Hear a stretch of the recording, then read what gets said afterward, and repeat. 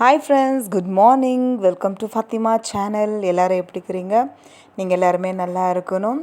காத்தால ஏச்ச உடனே டிஃபன் பசங்களுக்கு தான். இது எங்கள் வீட்டுக்காருக்கு ஒரே கோதுமை மாவு தான்.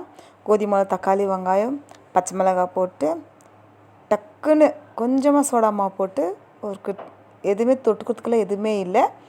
பரவாயில்லம்மா அப்படியே தான் சாப்பிட்றேன்னு சொன்னார். சரி, அவருக்காக இந்த கோதுமை தோசை ஃபஸ்ட்டு அவருக்கு கட்டி, அவர் ஏன்னா கொஞ்சம் சீக்கிரமாக போகணுமா இருக்குது ஆஃபீஸ்க்கு, அதனால் அவருக்கு தேவையான டிஃபன் கட்டி இதுவே ரொம்பவே நல்லா இருந்துச்சுங்கோ. இது மெட்டீரியல் என்ன சொல்கிறதுங்க, இதெல்லாம் போடுறதுக்கு தேவையான அளவு எல்லாமே எங்கள் ஹஸ்பண்ட் தான் கரைச்சி ரெடியாக கொடுத்துட்டாரு. ஊற்றி கொடுக்க வேண்டியது என்னுடைய வேலை, ஏன்னா அவருக்கு சரியாக அது சுட வராது. எங்கள் பொண்ணுக்கு டிஃபன் கட்டின்னு இருக்கிறேன். ஒரே சும்மாவே ஒரு ரொம்ப தேவையில்லாதெல்லாம் எதுவுமே போடாது. தக்காளி வெங்காயம் போட்டு முட்டை உடச்சி ஊற்றி அந்த அம்மாவுக்கு ஃப்ரைட் ரைஸ் மாதிரி கலக்கி அந்த அம்மாவுக்கு டிஃபன் கட்டிடுறா. எங்கள் பொண்ணுக்கு இந்த கொழும்பு சாப்பாடெல்லாம் பிடிக்காது ஃப்ரெண்ட்ஸ். சில பேர் வீட்டில் பசங்க அப்படி தான் இருக்குவாங்க, கொழும்பெல்லாம் எடுத்துன்னு போக மாட்டாங்க. ஆனால் கொஞ்சம் கொழும்பு ஊற்றி சாப்பிட்றத விட இப்படி மிக்ஸ் பண்ணி கொடுத்துட்டு அவங்க ஈஸியாக. எங்களுக்கு ரொம்ப பெஜராக இருக்கும், இப்படி ட்ரையாக கொடுக்குறமே, தொண்டையில் ஏதாச்சும் அடிச்சுக்கும் அப்படின்னு சொல்லிட்டு. நான் தான் சொன்னேன் இல்லைங்களா, பசங்களுக்கு என்ன பிடிக்குமோ அதை நம்ம சமைச்சு கொடுத்தா கண்டிப்பாக அவங்க இது ரொம்ப விரும்பி சாப்பிடுவாங்க. ஏன்னா எங்கள் பொண்ணுக்கு சிங்கிள் ரைஸ், இந்த தனித்தனியாக எடுத்துன்னு போகிறதெல்லாம் பிடிக்காது.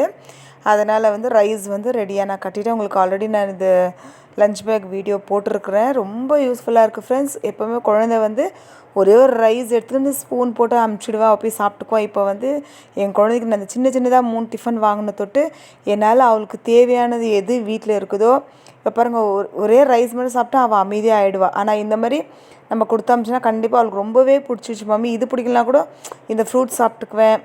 அந்த மாதிரி டிஃபன்ஸ் கட்டுறதுக்கு ரொம்பவே யூஸ்ஃபுல்லாக இருக்குது. இந்த டிஃபன் எனக்கு ரொம்ப பிடிச்சி, அதை விட எங்கள் பொண்ணுக்கு ரொம்பவே யூஸ்ஃபுல்லாக இருந்துச்சு. அதனால் 3 டிஃபனும் க்ளீனாக அவளுக்கு அது ஒரு பேக்கில் வச்சு அதில் சின்னதாக ஒரு கர்ச்சீஃப் வச்சு கூட நான் கட்டி அவளுக்கு நான் அனுப்பி விட்டுட்டேன் ஸ்கூலுக்கு. அதுக்கு மேலே கசக்குன துணி, கசக்காத துணியெல்லாம் டிஸ்பியூட் பண்ணின்னுக்கிறேன். ஏன்னா இதெல்லாம் எடுத்துகிட்டு போய் இப்போ நான் வாஷிங் மிஷினில் போடணும். பெட்ரூம் கவரெல்லாம் பில்லோஸ் எல்லாம் மாற்றின்னு இருக்கிறேன். கண்டிப்பாக ஃப்ரெண்ட்ஸ், இதை பில்லோ கவரெல்லாம் மாற்றிட்டு உங்களுக்கு நான் காட்டுறேன். பாருங்கள், இந்த மாதிரி லாக் பண்ணி நம்ம பெட் கவர் போட்டோம்னா இழுக்கிறதுக்கு கூட எவ்வளோ கஷ்டம் ஆகுது தெரியுங்களா. இதெல்லாம் நான் போட்டு கிட்டத்தட்ட ஒரு 4-5 டேஸ் ஆகுது. ஆனாலும் அது இழுத்தா கூட வரல. அந்தளவுக்கு லாக் பண்ணி நான் பெட் கவர் போடுவேன். அதுக்கப்புறம் பெட் கவர் மாற்றி விட்டேன் ஃப்ரெண்ட்ஸ். காட்டன் பெட் கவர் தான். நான் இன்னும் நிறைய பெட் கவருங்க வாங்கவே இல்லை. கண்டிப்பாக நான் வாங்கும்போது உங்கள்கிட்ட நான் ஷேர் பண்ணிக்கிறேன். அதுக்கப்புறம் துணியெல்லாம் எடுத்து போய் வாஷிங் மிஷினில் போட்டு க்ளீனாக வீடு வாசலில் அடிச்சு போயிருக்கிற ஃப்ரெண்ட்ஸ். ஏன்னா வேலை செஞ்சுன்னே இருக்கும் போது நம்ம கொஞ்சமாக பிரேக் விட்டு தான் நான் செய்கிறேன். ஏன்னா இப்போ எனக்கு 40+ ஆக போகுது. ஆனாலும் வீடு வாசலில் சுத்தமாக வச்சுக்கணும். யாருனா செஞ்சால் எனக்கு பிடிக்காதுன்றதுக்காக எல்லா வேலையும் இழுத்து போட்டு செய்கிற தொட்டு ரொம்ப காத்தால் எழுந்திருக்கும் போது கால் ரொம்பவே வலி. நான் இப்போ தான் யோசனை பண்ணுறேன், இதுக்கு மேலே நம்ம கொஞ்சம் ரெஸ்ட் எடுக்கணும். வேலை செஞ்சுனே இருக்கிறது 2வது விஷயம்னா கூட, இப்போ எப்படி காத்தால் ஒரு 7 o'clock போல் எல்லாம் சமைக்க ஆரம்பித்தாலும் ஒரு 1 o'clock போல் நிற்காதுங்க. கால் ஓடின்னே இருக்கும். சாமான் கழுவுறது, வீட்டு பெருக்குது, வீடு துடைக்குது, துணி கசுக்குது, டிஃபன் கட்டுறது, எங்கள் ஜோய்மாக்கு சாப்பாடு செய்கிறது, இது எல்லா வேலையும் முடிச்சுட்டு நான் கீழே உட்காரும்போது 1 o'clock ஆகும். கொஞ்சமாக நான் முடிவு எடுத்துக்கிறது என்னன்னா, யார் நம்மளை இப்போ கேட்க போகிறாங்கோ, நம்ம எதுக்காக இப்படி காத்தாலேருந்து கண்டினியூவாக கொஞ்ச நேரம் ரெஸ்ட் எடுக்கிறதுல, ஒரு காஃபி குடிக்கிறதுல, ஒரு ஜூஸ் குடிக்கிறதுல, டிஃபன் கூட அவ்வளோ ஈஸியாக நான் காத்தால் சாப்பிட்டுட்டு வேலை செய்ய மாட்டேன் ஃப்ரெண்ட்ஸ். ஒரு வாட்டி பசி எடுத்தால் சாப்பிட்டுட்டு வேலை செய்வேன். ஒரு வாட்டி பசி எடுக்கலைன்னா நான் சாப்பிடவே மாட்டேன். வேலை முடிச்சுட்டு தான் சாப்பிடுவேன். ஏன்னா நம்மளுக்கு என்ன ஒன்று, வீட்டில் இருக்கிற வேலையெல்லாம் முடிச்சு நம்ம படுத்துன்னு கொஞ்சம் நேரம் ரெஸ்ட் எடுக்கலான்னு. அப்படி கண்டிப்பாக இனிமேல் எனக்கு செய்யறதுக்கு சான்ஸே இல்லாது ஃப்ரெண்ட்ஸ். ஏன்னா ரொம்பவே வலி, ஒரு மாதிரி கஷ்டமாக அதை சொல்கிறது கூட கிடையாது. பாருங்கள், இவ்வளோ வேலையை நம்ம ஒண்டியாக தான் செய்யணும். இவ்வளோ சாமான்த்தையோ கழுவணும், கிச்சனெல்லாம் க்ளீனாக, அது எது நம்மளுடைய மனசில் அது ஃபிட் ஆகிட்ருக்கும். நம்ம செஞ்சால் தான் அந்த வேலை கரெக்டாக இருக்கும், நம்மள மாரி யாரும் செய்ய மாட்டாங்கன்னு சொல்லிட்டு இருக்கிற சாமான்த்தை எல்லாத்தையுமே வாஷ் பண்ணி வச்சுட்டு கிச்சனை க்ளீனாக தொடச்சி ரெடியாக வச்சுட்டுருக்குற ஃப்ரெண்ட்ஸ்.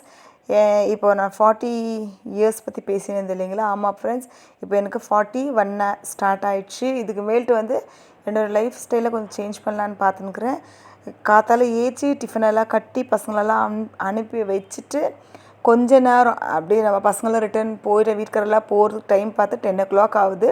10 மேலே உக்காந்து ஒரு 11 வரைக்கும் நம்மளுக்காக ஒரு காஃபி குடிக்கிறதோ இல்லை ஒரு ஜூஸ் குடிக்கிறதோ டைம் ஸ்பெண்ட் பண்ணிவிட்டு அதுக்கப்புறம் வேலை ஸ்டார்ட் பண்ணலான்னு சொல்லிட்டு ஏன் இந்த முடிவு நான் எடுத்தேன்னா, சில வீடியோஸில் நான் பார்க்கும்போதோ அவங்க அட்வைஸ் பண்ணுற ஒரே ஒரு விஷயம் என்னென்னா, எதுக்காக ஓடினே இருக்கணும், யாருக்காக ஓடுறோம்? 20 வருஷமாக பசங்களுக்காக ஓடியாச்சு, எல்லா வேலையும் முடிஞ்சாச்சு. இதுக்கு மேல்ட்டு நான் ரெஸ்ட் எடுத்தால் தான் என்னால் கொஞ்சம் நாளைக்கு ஆக்டிவாக இருக்க முடியும். இருக்கிற வேலை அப்படியே தான் இருக்கும். நம்ம அதை பயந்து ஓடவும் தேவையில்லை. அதுக்காகவும் ஓடினே வேலை செய்ய வேண்டிய அவசியமும் கிடையாது.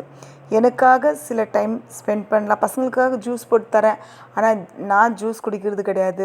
பசங்களுக்கு டிஃப்ரெண்ட்டாக டிஃபன் கட்டுறேன், ஆனால் அந்த டிஃபன் நான் சாப்பிட்றது கிடையாது. ஏன்னா நம்மளுக்கு அதெல்லாம் பிடிக்காது இல்லைங்களா? நான் உண்மையாக சொல்லணுன்னா, நான் ஐஃபையாக வளர்ந்ததே கிடையாது ஃப்ரெண்ட்ஸ். வீட்டில் ரைஸே ஆஃப்டர் மேரேஜ் தான் எனக்கு மெலிச அரிசினாவே என்னான்னு தெரியும், புழுங்கல் அரிசினாவே என்னான்னு தெரியும். அவ்வளோ கஷ்டத்தில் வளர்ந்தேன் நான். எனக்கு இந்த ஆப்பிள் சாப்பிட்ணும், இந்த மேங்கோ சாப்பிட்ணும், பனானா சாப்பிட்ணும், நானே வாங்கின்னு பசங்களுக்காக வைக்குவேன்.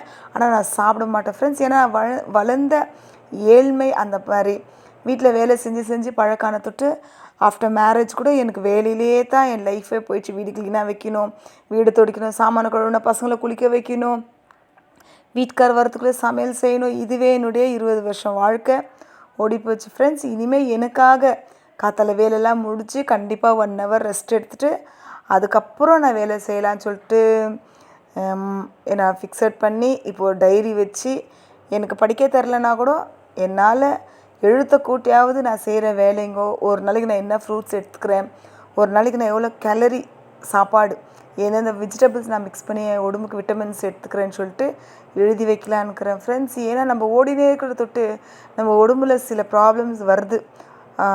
40 தாண்டிட்டா கண்டிப்பாக இதுக்கு மேலே தான் பிரச்சனைங்களே வரும். நம்ம பாட்டுக்கு புள்ளிங்கோ வீட்டுக்காருன்னு சொல்லிட்டு செய்கிற தொட்டு இப்போ அவங்களுக்கு செய்யறதுக்கு ஏச்சுக்கிறதுக்கு ஒரு கரெக்டாக ஒரு 6 o'clock நான் அலாரம் வைக்குவேன். ஆனால் கண்டிப்பாக ஃப்ரெண்ட்ஸ் என்னால் 6 o'clock ஏச்சுக்கவே முடியாது. அதுக்கு எங்கள் வீட்டுக்காரர் திட்டுவார், ஏமா 6 o'clock ஏச்சுக்கிறதுல இல்லை, எதுக்காக நீ அலாரம் வைக்கிறேன்னு. இல்லைங்கோ, கொஞ்சம் பிஃபோராக நான் கொஞ்சம் முன்னாடியே நான் ஏச்சிட்டேன்னா கொஞ்சம் கொஞ்சம் வாக்கிங் பண்ணிட்டு கொஞ்சம் ரெஸ்ட் எடுத்துகிட்டு அப்புறமா செய்யலான்னு பார்க்குறேன். ஆனால் என்னால் எழுந்திருக்கவே முடியறதில்ல. அதுக்காக இப்போ நான் என்னோடய டைமிங் சேஞ்ச் பண்ணலான்னுக்கிறேன். அது மாதிரி என் ஃபுட் சேஞ்ச் பண்ணலான்னுக்கிறேன். அது ஒரு என்னோடய லைஃப்பில் ஒரு மாற்றம் கொண்டு வரலான்னு நினைக்கிறேன் ஃப்ரெண்ட்ஸ். நீங்களும் ட்ரை பண்ணி பாருங்கள். கண்டிப்பாக ஃப்ரெண்ட்ஸ் 40 உங்களுக்கு தாண்டின உடனே கொஞ்சம் லைஃப் ஸ்டைலெல்லாம் நீங்கள் மாற்றிடுங்க. உங்கள் ஹெல்த்தை பாருங்கள். தேவையான விட்டமின்ஸ் கேலரிஸ் எல்லாம் உடம்புக்கு எடுத்துக்கோங்க. கீரை எடுத்துக்கலாம், ஃப்ரூட்ஸ் எடுத்துக்கலாம். அதெல்லாம் நான் சாப்பிட்டதே இல்லை ஃப்ரெண்ட்ஸ். கீரை விடுங்க, குழம்பு செய்கிற சாப்பிட்றேன். மற்றபடி இந்த ஃப்ரூட்ஸ் எடுத்துக்கிறது கிடையாது, நட்ஸ் எடுத்துக்கிறது கிடையாது. இந்த பாதாம் முந்திரியெல்லாம் பசங்களுக்கு ஊற வச்சு நான் ஜூஸ் அடிச்சு கொடுத்தாலும் அவங்க 2 பேரையே தான் நான் கேர் பண்ணி பார்க்குறேன். காத்தால ஏச்சு எங்கள் பொண்ணு கேரட் ஜூஸு, அதான் சொன்னீங்களா, mango juice, banana juice, beetroot juice, ஒரு நாளைக்கு ஒரு ஜூஸ் போட்டு அவங்களுக்கு கொடுத்து அவங்கள கேர் எடுத்து பார்த்துக்கிற வச்சு என்ன நான் பார்த்துக்கிறது இல்லை. காத்தால ஏச்சுன்னு இந்த ஒரு ஜூஸ் எங்கள் பொண்ணுக்கு போட்டு கொடுத்தாலும் எங்கள் வீட்டுக்காருக்கு அரநெல்லிக்காய் ஜூஸ் போட்டு, அவருக்கும் கொஞ்சம் நரம்பு ப்ராப்ளம் இருக்குது ஃப்ரெண்ட்ஸ், அதனால் அவருக்கும் போடுறேன். மற்றபடி என்ன நான் பார்த்துக்கிறது இல்லைன்னு சொல்லிட்டு இப்போ என்னை நானே கேர் எடுக்கலாம். ஏன்னா பெற்றவங்க இருந்தால் கேர் எடுக்குவாங்க இல்லைங்களா, எனக்கு அதெல்லாம் கொடுப்பேன்னு கிடையாது. ஆனால் என்ன நான் கேர் எடுத்துக்கலான்னு சொல்லிவிட்டு நான் கண்டிப்பாக இந்த வீடியோ உங்களுக்கு நான் அப்லோட் பண்ணுறேன். நான் என்ன சாப்பிட்டேன், என்ன சாப்பிட போகிறேன்னு சொல்லிட்டு. வீடு வாசல் ஃபுல்லாகவே க்ளீன் ஆகிடுச்சு ஃப்ரெண்ட்ஸ். இப்போ டைமிங் கூட எனக்கு தாண்டி இப்போ நான் முடிக்கிற வீடியோ வேறு. ஃபாதர்ஸ் டே எங்கள் பசங்க கொண்டாடினாங்க, அந்த ஃபோட்டோஸ் நான் உங்களுக்கு அட்டாச் பண்ணியிருக்கிறேன். இந்த வீடியோ உங்களுக்கு பிடிச்சிருந்தா லைக் பண்ணுங்கள் ஃப்ரெண்ட்ஸ். பாய்.